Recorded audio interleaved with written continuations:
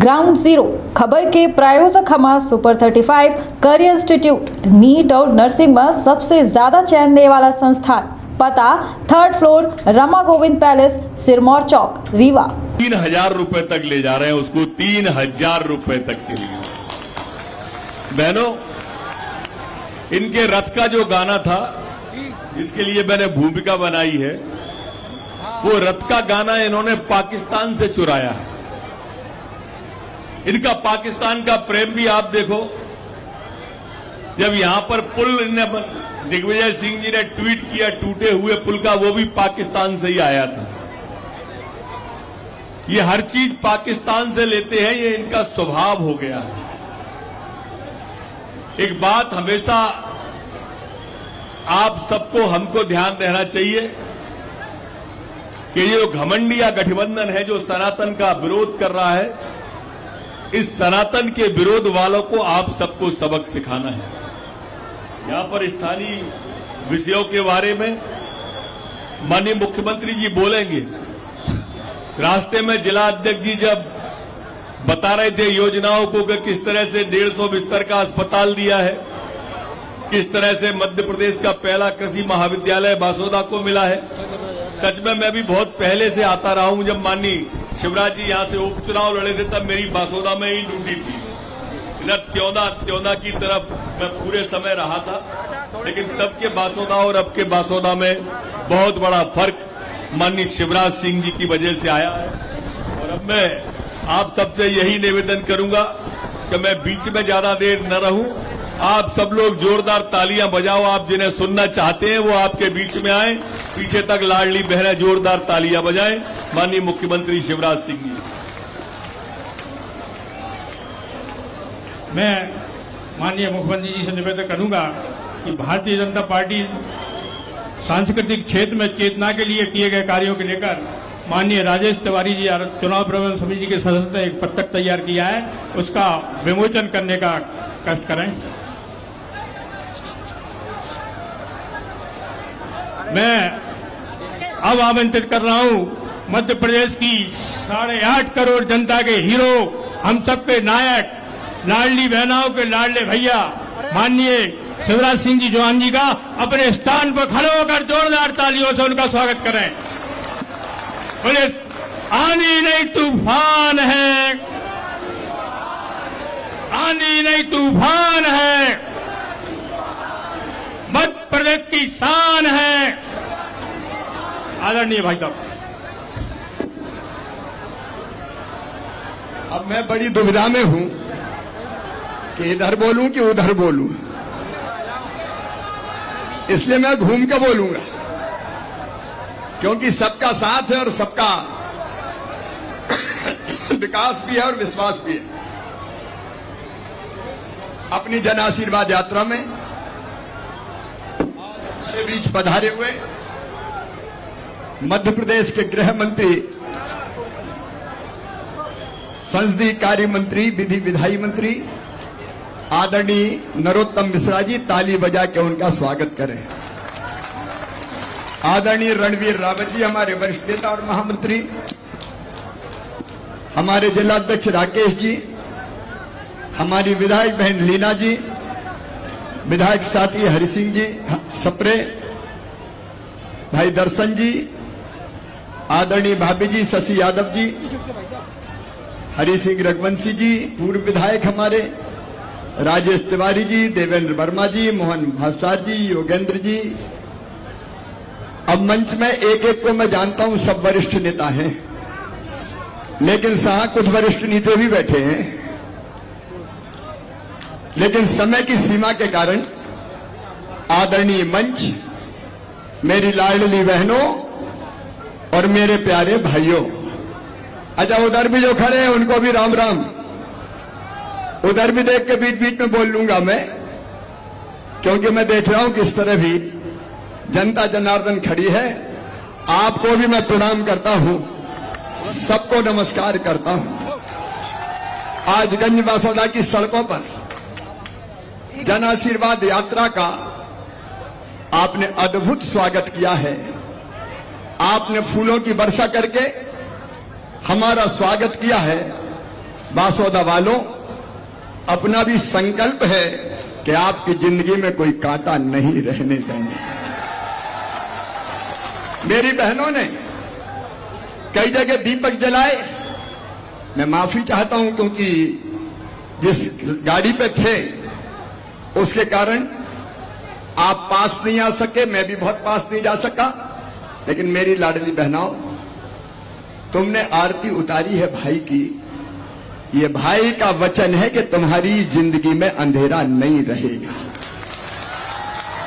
कई जगह बहनों के हाथ में राखी थी, ये राखी का धागा ये भाई और बहन के पवित्र प्यार का प्रतीक है, सच्चे प्यार का प्रतीक है।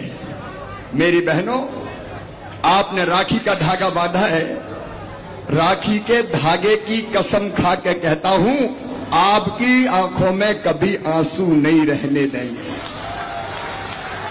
जनता की जिंदगी बदलना, लोगों के जीवन को बेहतर बनाना, यह हमारी जिंदगी का मिशन है। मेरे भाइयों और बहनों, हम इसलिए सरकार नहीं चला रहे कि सत्ता के स्वर्ण सिंहासन पर बैठ जाएं और जनता को भूल जाएं।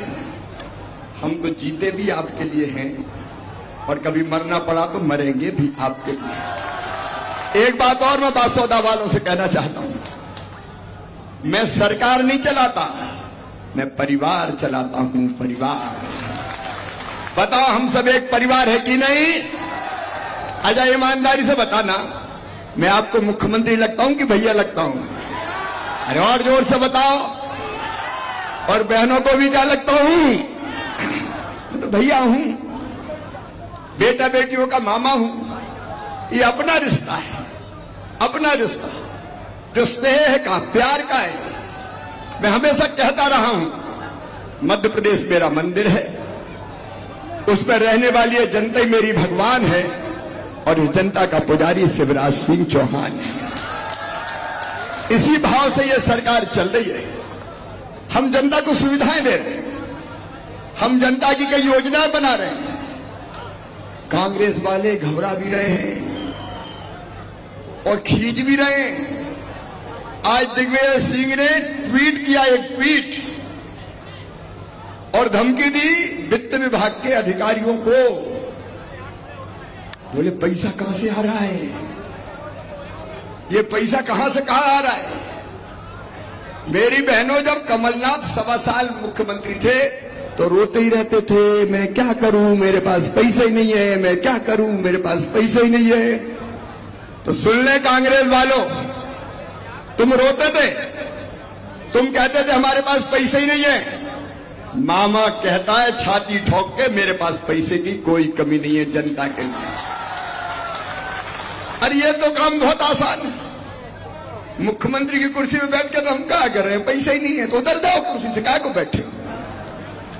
जनता को सुविधा नहीं देते और इसलिए तो उधर गए बीच में। एक नहीं, देखो परिवार का उदाहरण आप देखो। बचपन से मैंने देखा था बहनों की तकलीफ, उनका दर्द। मेरी गरीब बहनें, छोटे किसान परिवार से आने वाली बहनें, निम्न मध्यम वर्ग की बहनें कई बार हजार रुपए के लिए भी परेशान हो जाती थी। जरूरत पड़ जाए और बेटा बेटी कुछ मांग ले कि मां हमें कपड़े दिला दो, मां हमें किताब दिला दो, मां हमें खिलौने दिला दो। अब मां की इच्छा होती है कि बेटा बेटी को वो ये चीज दिलाएं, लेकिन जब पास में पैसे नहीं होते तो मजबूर होती है, आत्मा रोती है। और वो यही सोचती थी कि काश अगर मेरे पास भी पैसे होते तो मैं बेटा बेटी की जरूरत पूरी कर देती। कई बार सावन के महीने में मायके जाना है तो यही चिंता सताती रहती है। जाऊंगी भैया के घर तो भतीजे भतीजी दौड़ के आएंगे, बुआ जी आई है, हमारे लिए क्या लाई है। अब उसके लिए भी पैसा चाहिए। बहनें छोटी छोटी जरूरत के लिए परेशान रहा करती थी, परेशान।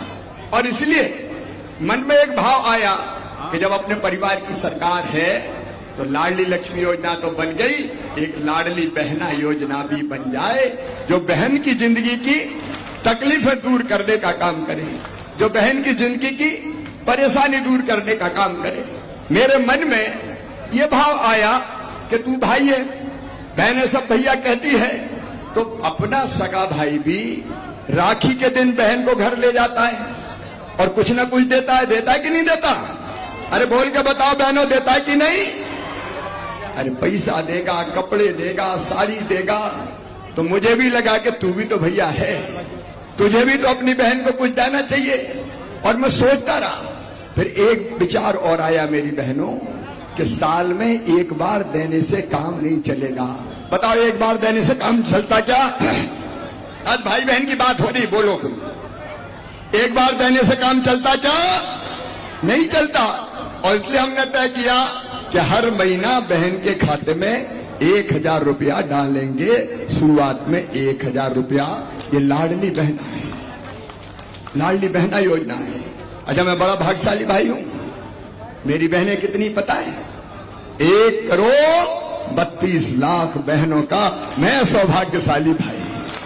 और ये और बढ़ेंगी अभी।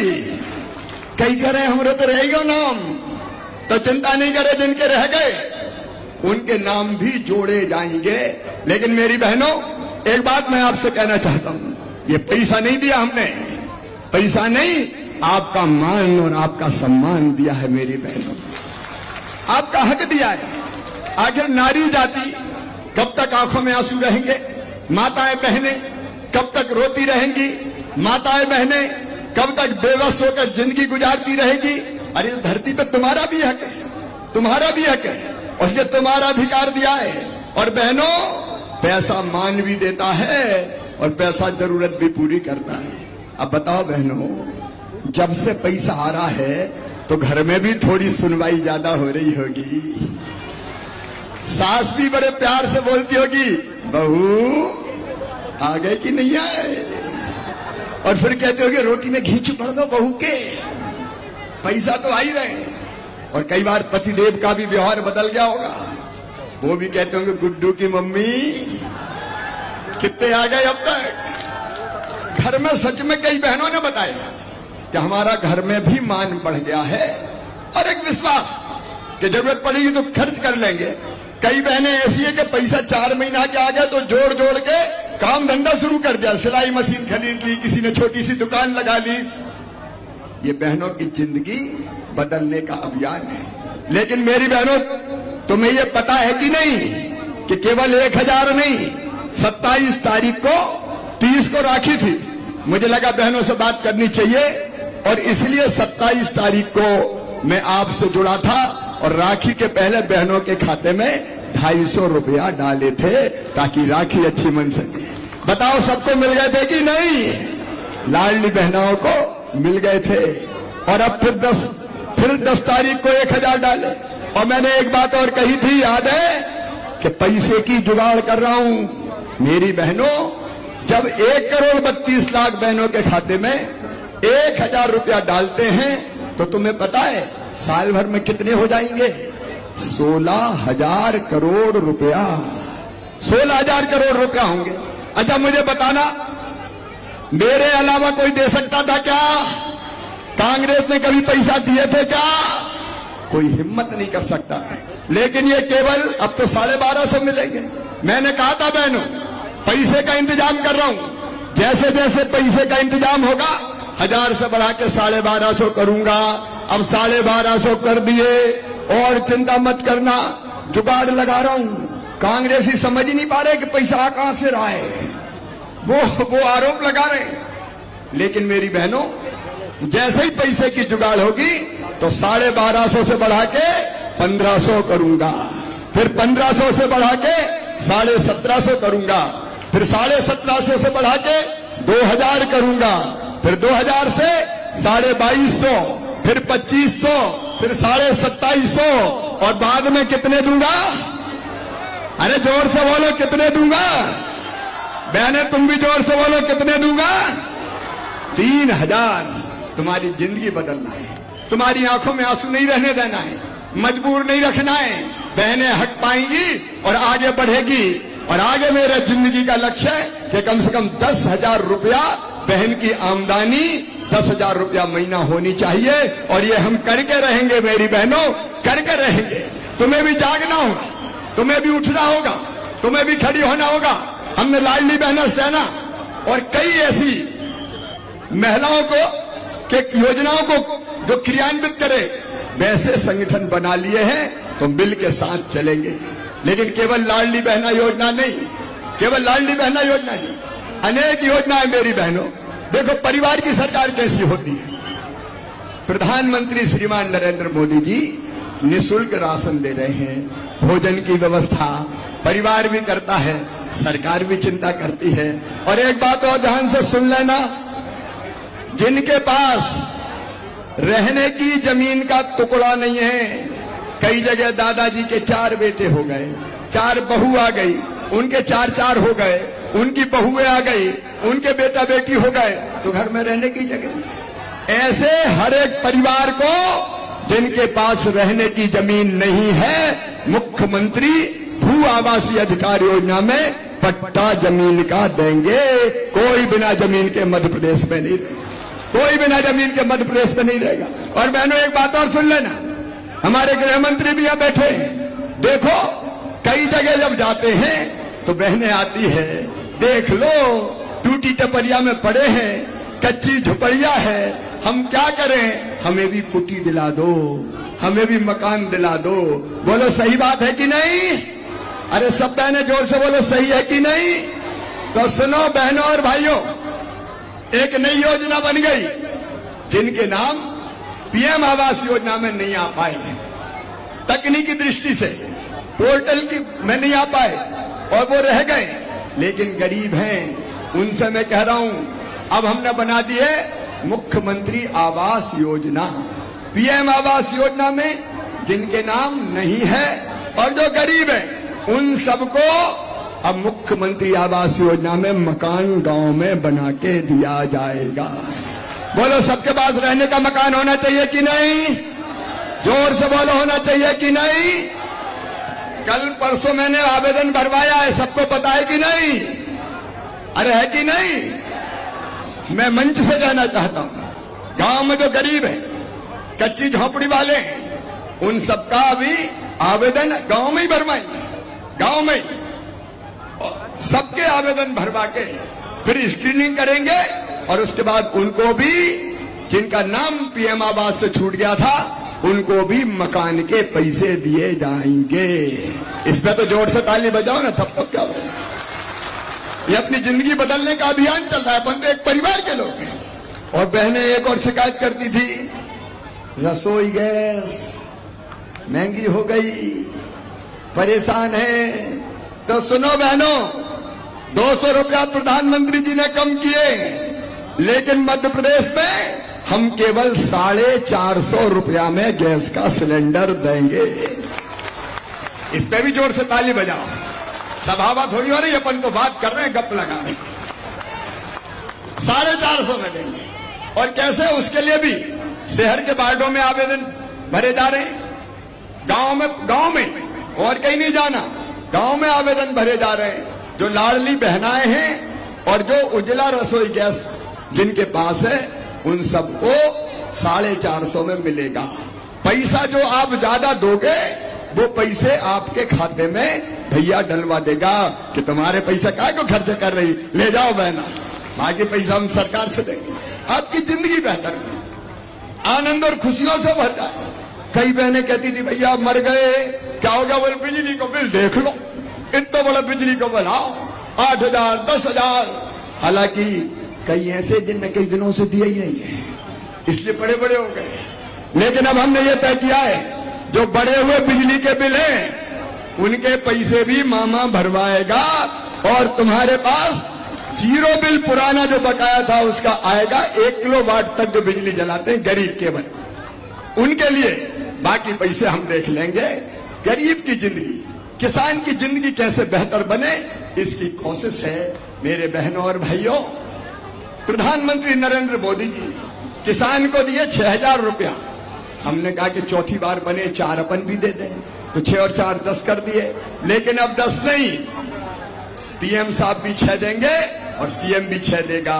हर 2 महीने में पैसे आएंगे। पहले पीएम साहब के 2000, फिर सीएम के, फिर पीएम के, फिर सीएम के, फिर पीएम के, फिर सीएम के। काहे को चिंता करते हो? अपनी तो सरकार। कांग्रेस ने 1 पैसा कभी डाला क्या? चिंता मत करना।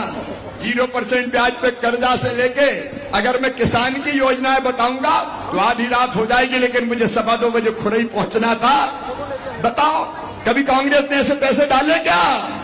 और एक किसान सोयाबीन लेके आया था, रास्ते में मैंने बुलाया गांव पास, कोई की फसल में देखो इस बार बरसात नहीं हो रही थी, बड़ी परेशानी थी, 1 महीना हुई नहीं, धरती टिड़ रही थी, फसलें सूख रही थी। मैंने कहा क्या करना चाहिए शिवराज? सीधे चल महाकाल महाराज की शरण में। हम महाकाल महाराज की शरण में पहुंचे और कहा प्रभु कृपा की वर्षा कर दो, किसान के चेहरे सूख गए हैं, फसलें सूख रही है, ऐसी वर्षा करो कि आनंद आ जाए, फसलें फिर से लहलहा जाए। और फिर ऐसी बारिश हुई कि सारे ताल तलैया भर गए, बांध भर गए, कुआ फल फुला फुल हो गए, तालाब भर गए। लेकिन कोई की फसल छोटी मोटी भी खराब हुई होगी तो सर्वे करवाऊंगा और उसको भी राहत की राशि देंगे, बिल्कुल चिंता फिंता मत करना। कांग्रेस थोड़ी है ये कि रोते रहे कहां से लाएंगे। मेरे बहनों और भाइयों, देखो कितने षड्यंत्र किए कांग्रेस ने। मैं एक तो उदाहरण दूंगा, इसके बाद बात खत्म करूंगा। मेडिकल और इंजीनियरिंग की पढ़ाई अंग्रेजी में करवा दी। अब हम सब अंग्रेजी तो जानते नहीं है। गांव के बच्चे बताओ अंग्रेजी जानते हैं क्या? अपनी भाषा में पढ़े। लेकिन ये कांग्रेस का षड्यंत्र था कि अंग्रेजी की अनिवार्यता रहेगी तो बड़े लोगों के बेटा बेटी डॉक्टर बनेंगे, किसान रह जाएंगे, गरीब रह जाएंगे। और इसलिए मेरी बहनों, हमने फैसला कर दिया कि मध्य प्रदेश में मेडिकल की पढ़ाई भी हिंदी भाषा में की जाएगी, ताकि गरीब के बेटे बेटी डॉक्टर बन सके। फीस बहुत ज्यादा होती है, फीस बहुत ज्यादा होती है। Medical college, private medical college की फीस कितनी पता है? 10 लाख, 12 लाख, 15 लाख रुपया साल।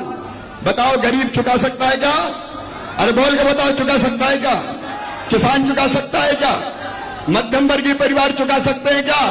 तो चिंता मत करना, फीस कितनी भी ज्यादा हो, बच्चों को पढ़ा लेना। मेडिकल इंजीनियरिंग में जाएंगे तो उनकी फीस मम्मी पापा नहीं भरवाएंगे। कौन भरवाएगा बताओ? मामा भरवाएगा। पढ़ने दो।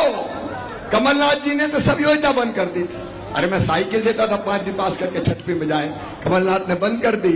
8वीं से 9 में जाए तो साइकिल देते थे, वो भी बंद कर दी। मेरी बहनों, 12वीं में बेटा बेटी अगर 75% नंबर लाते थे तो मामा लैपटॉप दिलवाता था। कमलनाथ ने लैपटॉप भी छीन लिए थे। अब इस साल फिर से लैपटॉप मैंने देना चालू कर दिए। लैपटॉप के 25,000 खाते में डाल दिए, साइकिल के 4,500 रुपया खाते में डाल दिए। और केवल लैपटॉप नहीं, हमने तय किया कि अपने अपने हायर सेकेंडरी स्कूल में जो बच्चे पहले नंबर पे आएंगे उनको मामा स्कूटी दिलवाएगा। भानेज को और भांजी को स्कूटी, वो स्कूटी भी मिल रही है। परिवार की बात कितनी देर तक मैं करूं? हर एक योजना में परिवार है। बुजुर्गों की इच्छा होती है कि एक आध बार तीर्थ यात्रा कर ले, खुद नहीं जा सकते तो हमने तीर्थ यात्रा बना दी। बुजुर्गों को रेल से ले जाते थे, कमलनाथ ने बंद कर दी तीर्थ यात्रा भी। बुजुर्गों ने क्या बिगड़ा थे रे कमलनाथ जी? तीर्थ यात्रा ही बंद कर दी। अब तीर्थ यात्रा फिर चालू, और अब केवल रेल से नहीं, हवाई जहाज से भी तीर्थ ले जा रहे हैं। हवाई जहाज, गरीब को भी हवाई जहाज में बैठ जाने दो यार। हवाई चप्पल पहनने वाला भी तो हवाई यात्रा करे। ये भारतीय जनता पार्टी की सरकार है, जनता की जिंदगी बदलने का अभियान। एक नहीं, ऐसी अनेकों योजनाएं अगर मैं बताऊंगा तो पूरी रात हो जाएगी। एक बार आप बता दो, दिल से बताना, अंतरात्मा से बताना। और बहनों तुम भी बताना, मैं तुमसे भी पूछ रहा हूं, बताओ जितनी आज हमने जो सरकार चलाई वैसी कांग्रेस ने कभी चलाई थी क्या? अच्छा, मैंने अच्छी सरकार चलाई कि बुरी? अच्छी सरकार चलाई, जनता के लिए सरकार चलाई, परिवार के लिए सरकार चलाई। अब उसके कारण खींच रहे हैं, उनको ये चिंता रहती है पैसा ला कहां से रहा है, ये पैसा ला कहां से रहा है। अरे तड़फ होती है, दिल में आग होती है, तो जहां चाह होती है वहां राह को निकलना पड़ता है। बासौदा वालों, इस पूरे विदिशा जिले में एक सिंचाई की योजना कांग्रेस की सरकार ने नहीं बनवाई। 22 से लेके जितनी योजना बनाई सब हमने बनाई, भारतीय जनता पार्टी की सरकार ने बनाई। क्यों तुमने सिंचाई नहीं की, जवाब दो। क्यों तुमने सड़कें नहीं बनवाई, जवाब दो।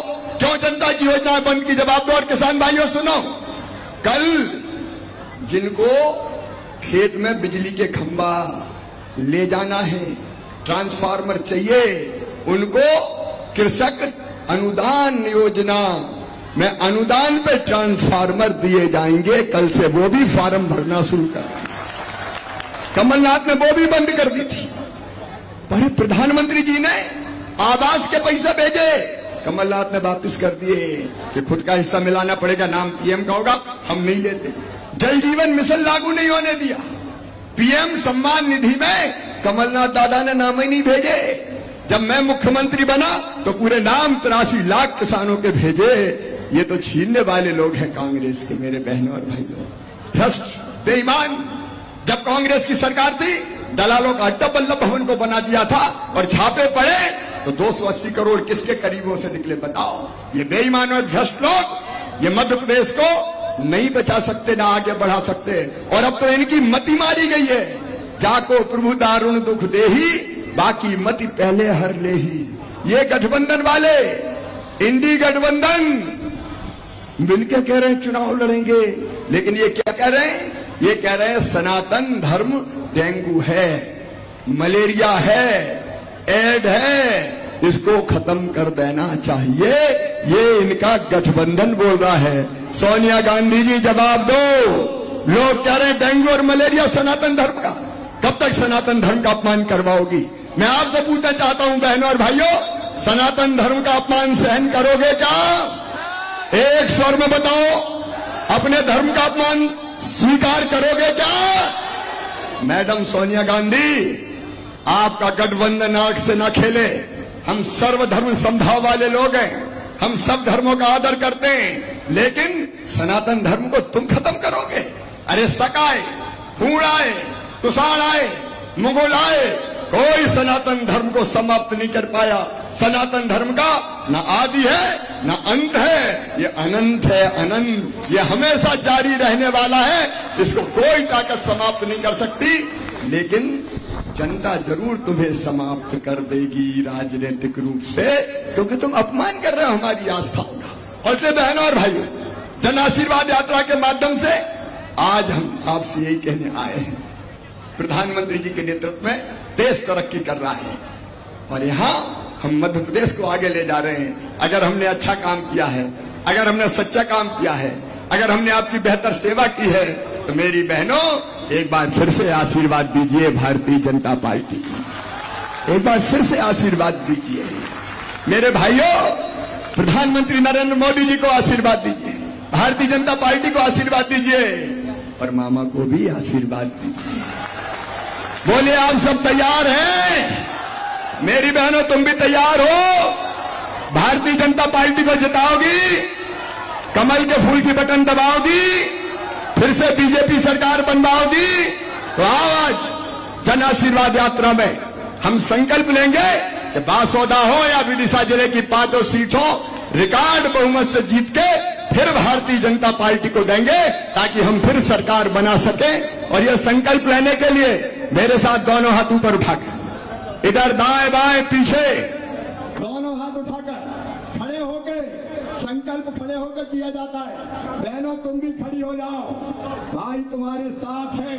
उठाओ दोनों हाथ, बांधो दोनों मुट्ठी और मेरे साथ बोलो भारत माता की, भारत माता की। मैं भी विश्वास दिलाता हूं कि जिएंगे तो आपके लिए, और अगर कभी मरना पड़ा तो मरूंगा भी आपके लिए। बहुत बहुत धन्यवाद, प्रणाम, नमस्कार। धन्यवाद माननीय मुख्यमंत्री जी। गंजवालदा ग्यारहपुर क्षेत्र की जनता आपके नेतृत्व में ये आपको विश्वास दिलाती है कि एक बार फिर 5वीं बार आपके नेतृत्व में मध्य प्रदेश में भारतीय जनता पार्टी की सरकार बनेगी। मैं हरि सिंह राजपूत जी 47 से अनुरोध करूंगा कि वो आए और आभार प्रदर्शित करें।